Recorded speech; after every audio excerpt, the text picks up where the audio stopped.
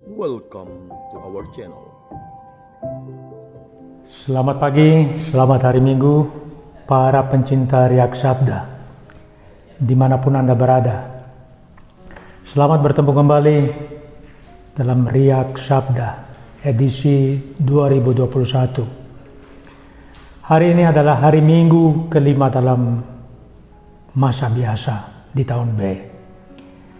Bacaan-bacaan di hari Minggu ini berbicara tentang fakta bahwa derita penyakit adalah bagian integral dari kemanusiaan kita.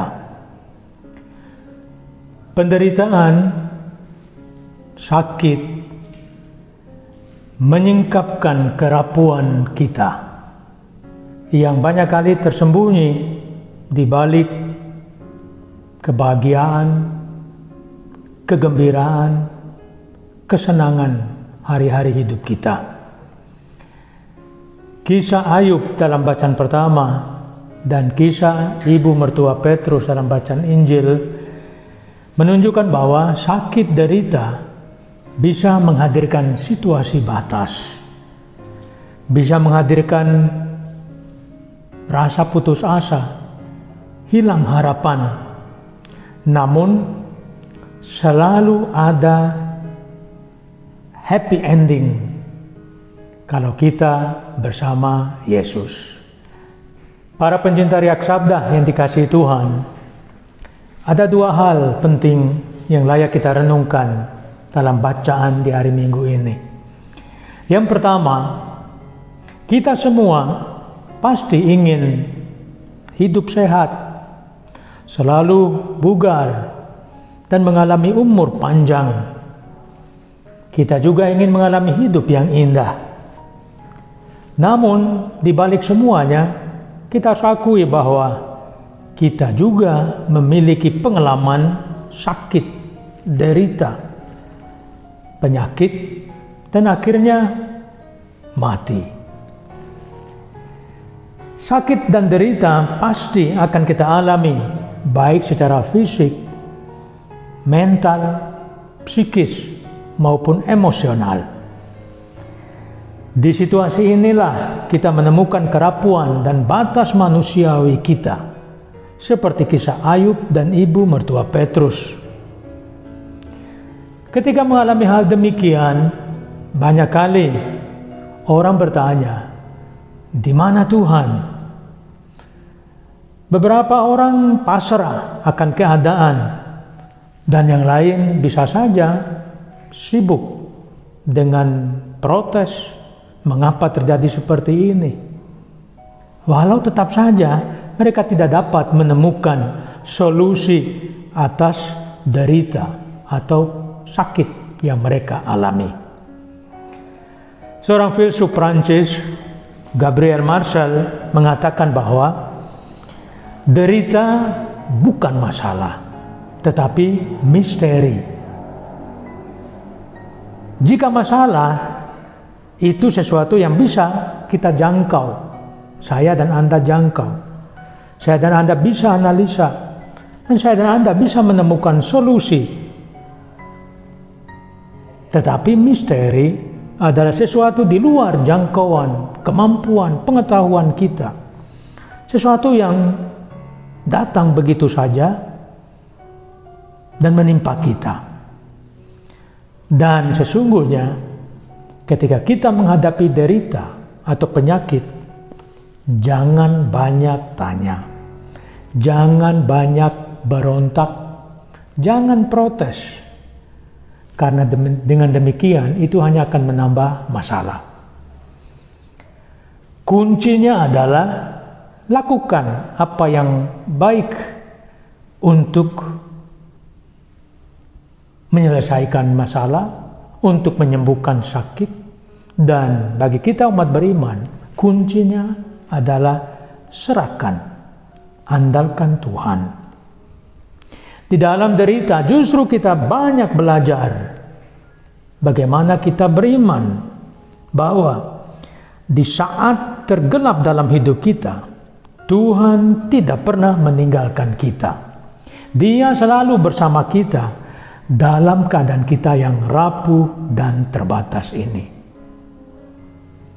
Itu poin yang pertama. Poin yang kedua, kita menemukan kesimpulan soal derita dan kematian itu dalam hidup Yesus sendiri. Yesus pun sebagai manusia mengalami rasa sakit. Ia mengalami penderitaan dan kemudian wafat. Tetapi dia justru menang. Tuhan memenangkan dia dengan kebangkitan. Dalam keadaan sakit, menderita, kita tidak pernah sendirian. Yesus mendengar tangisan dan kesedihan kita. Dia justru membantu kita mencapai tujuan akhir kita, seperti yang ia sendiri terima dari Bapanya. Oleh karena itu, penderitaan kita adalah keadaan, kondisi yang harus dialami karena kemanusiaan kita, menyongsong hidup tanpa batas yang Tuhan berikan kepada kita. Saudara-saudari terkasih dalam Kristus, Ayub dalam bacaan pertama dipulihkan oleh Tuhan. Ibu mertua Petrus disembuhkan sakit demamnya. Ini menunjukkan bahwa Tuhan berkuasa atas kita. Tuhan berkuasa menyembuhkan fisik, mental, dan emosi kita. Namun, meski Ayub dipulihkan, meski ibu mertua Petrus sembuh, mereka juga pada akhirnya mati juga. Artinya, walau saat ini Yesus menyembuhkan kita secara fisik, mental, spiritual, atau emosional, tetapi itu tidak berarti bahwa kita dapat melarikan diri dari realitas kematian fisik kita yang rapuh dan terbatas ini. Karena itu, derita dan kematian adalah bagian tak terpisahkan dari kondisi manusiawi kita. Maka, akan menjadi ilusi jika orang berpikir karena percaya kepada Tuhan, karena rajin berdoa, rajin datang ke gereja, kita tidak bisa sakit, kita tidak menderita, dan kita seolah-olah tidak akan mati. Itu pandangan salah. Justru dengan baptisan kita telah ambil bagian dalam hidup Yesus. Kita pun akan ambil bagian dalam kebangkitan bersama Yesus melalui derita, sakit, dan kematian kita. Maka saudara-saudari terkasih dalam Kristus, mari kita satukan derita kita dengan derita Yesus. Mari kita berdoa agar Tuhan membuka mata hati kita, sehingga kita dengan kualitas iman yang baru, kita boleh mengenali kehadiran Yesus yang setiap saat menemani kita. Kehadiran Yesus yang menyembuhkan dan menyelamatkan kita atas kondisi hidup kita yang rapuh dan serba terbatas ini. Selamat hari Minggu. Tuhan memberkati saudara-saudari sekalian. Amin. Jika kamu suka video ini, like dan share kepada teman-teman seiman. Jika kamu ingin mendapatkan update-update terus, tekan subscribe dan hidupkan tombol lonceng. Terima kasih, Tuhan memberkati.